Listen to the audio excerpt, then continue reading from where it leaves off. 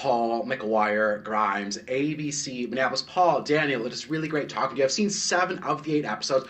Really enjoying it so far. So thank you both for the time today. It's a pleasure. You look very scholarly in front of all those books. Are Oh those my God, video? it's Those are actually the those are DVDs. Blu-rays. Yeah. It's a movie collection. So Yeah. I really enjoyed the movie All collection. right. Love it. That's a different kind of scholarly. Physical media for the win. Yeah, absolutely. Oh my God, thank you. Yes.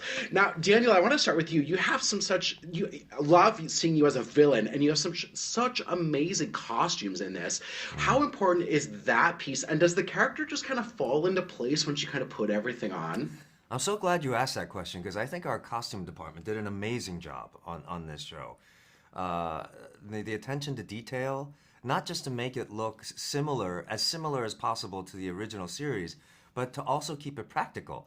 You know, there was a lot of, attention put into like, well, can I move in this thing? Can I lift my arm? You know, can I actually not be a robot and act like a human being? And they did all of that so well through a series of fittings, and not just for my character, but for everybody. So big shout out to our wardrobe and costume department. They were fantastic.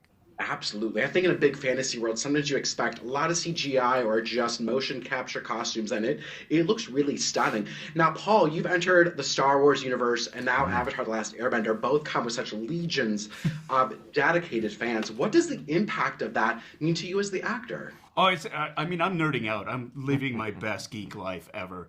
I mean, I'm a fan too. I'm a nerd. I'm a geek.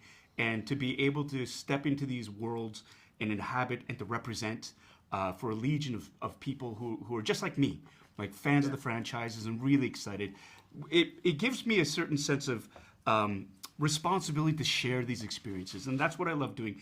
I love it when fans ask questions about the process, about what's going on. I'm more than happy because I'm kind of like that gateway, that sort of avatar where they can come in and they can live these experiences vicariously through me. And it's a tremendous honor, and I've been very, very fortunate.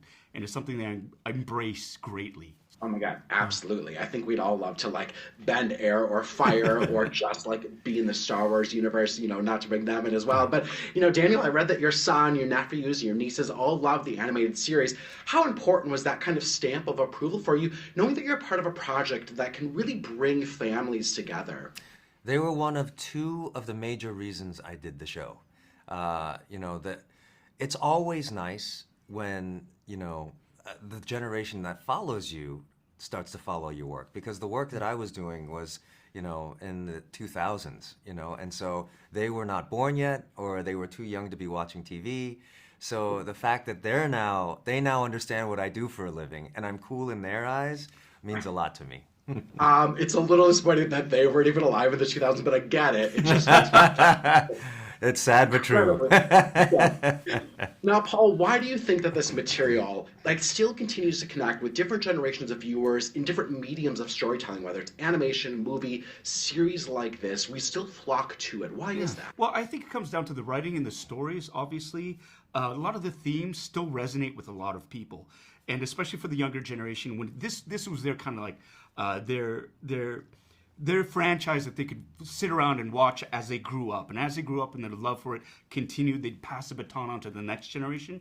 And again, it is the themes about family, about duty, honor, about loss, and how to deal and how to find your own way, and whether you're going to do what somebody tells you should be doing or find your own way. And I think these things resonate with the fans, and it's done in such a wonderful, authentic manner. It's a group of friends who are working together to try to save the world.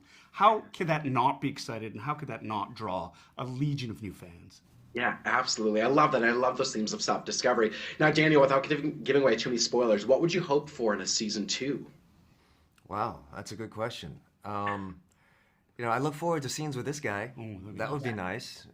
I think that comes down the road. And I think if you're a fan of the original series, you have a little bit of a roadmap of how things are going to go. But I wouldn't guarantee that, our show parallels the animated series. So a little bit of the things you love and a little bit of mystery. Oh my God, I love that. I love a good tease like that. I got the wrap. Daniel, Paul, thank you so much for the time today. I truly appreciate it. I hope fans really love it. Thanks for your time. It's great talking with you. Yeah, you too.